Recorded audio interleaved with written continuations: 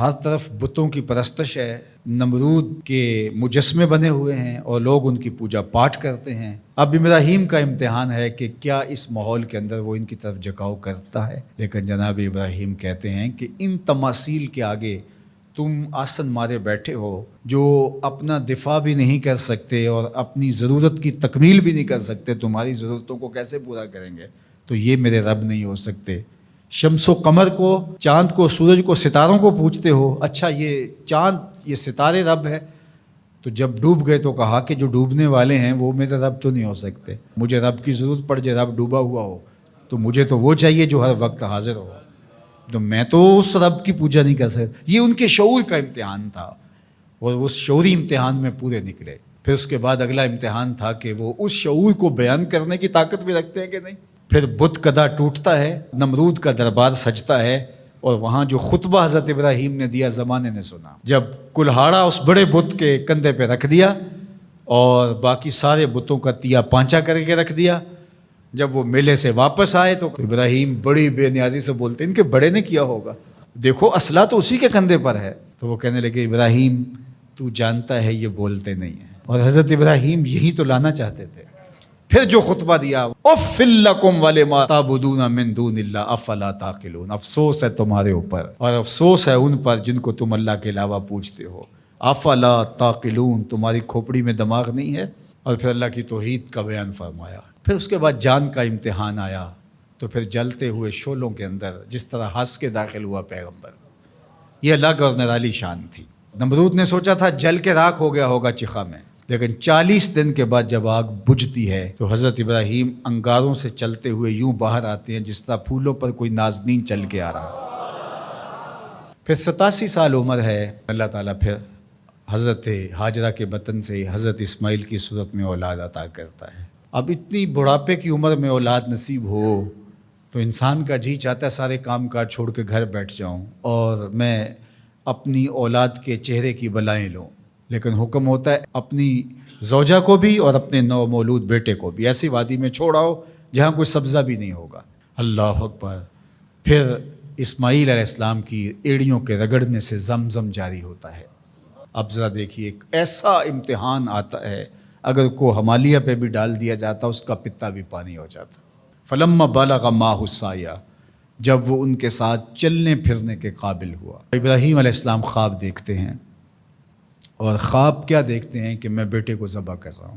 فلما اسلما، جب دونوں راضی ہو گئے، باپ ذبح کرنے پہ اور بیٹا ذبح ہونے پہ۔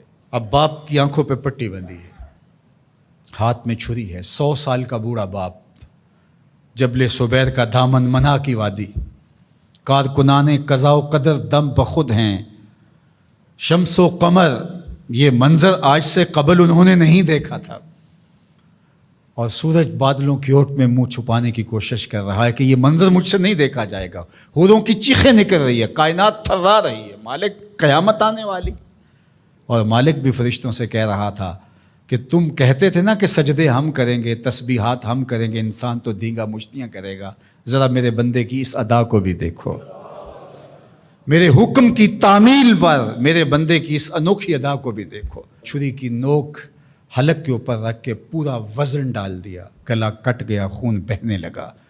ابراہیم علیہ السلام ایک عجیب کیفیت میں، کیا کیفیت ہو سکتی ہے، میرے پاس تو لفظ نہیں ہیں۔ اللہ اکبر۔ جلدی سے جو ہے وہ آنکھوں سے پٹی کھولتے ہیں تو دیکھتے ہیں کہ منظر بدلا ہوا ہے۔ بیٹا سمجھ کے جس کو ذبح کیا وہ تو دمبا تھا، اور اسماعیل علیہ السلام پاس کھڑے مسکرا رہے ہیں، اور پاس حضرت جبریل امین بھی کھڑے ہیں۔ یہ اس بات کا عملی ثبوت ہے یہ وہ دمبا لے کے آئے ہیں۔ تو بے ساختہ جناب ابراہیم علیہ السلام کی زبان پر جو لفظ آیا وہ یہ تھا، اللہ اکبر، اللہ اکبر۔ تو حضرت اسماعیل بولے لا الہ الا اللہ واللہ اکبر، پاس کھڑے جبریل بولے اللہ اکبر وللہ الحمد۔ اللہ نے کہا اے ابراہیم تمہاری قربانی کی سنت کو بھی قیامت تک جاری رکھیں گے، تمہاری زبانوں سے نکلے ہوئے جملے بھی مرنے نہیں دیں گے۔ وَنَادَيْنَاهُ أَن يَا إِبْرَاهِيمُ قَدْ صَدَّقْتَ الرُّؤْيَا إِنَّا كَذَلِكَ نَجْزِي الْمُحْسِنِينَ، اس حال میں ہم نے ندا دی ابراہیم تو نے واقعی خواب پورا کر دکھایا۔ إِنَّ هَذَا لَهُوَ الْبَلَاءُ الْمُبِينُ، اللہ فرماتا ہے یہ بہت بڑا امتحان تھا، یہ چھوٹا امتحان نہیں تھا۔ اور پھر میرا رب رب ہو کے کیا کہتا ہے؟ سلام علی ابراہیم، اے ابراہیم تیرے اوپر سلامتیاں نازل ہو۔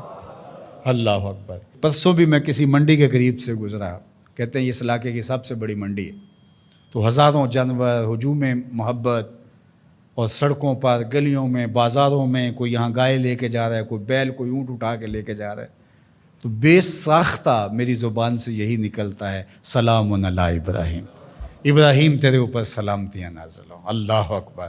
اور اس قربان گاہ پر، جس قربان گاہ پر حضرت اسماعیل کو لے کر کے چلے تھے، منا کی وادی میں جبل سبیر کے پاس، وہاں 25 لاکھ حجاج جانور ذبح کریں گے، تو منا کی وادی اس گونج سے منور ہوگی، آواز آ رہی ہوگی، سلام علی ابراہیم، ابراہیم تیرے اوپر سلامتی۔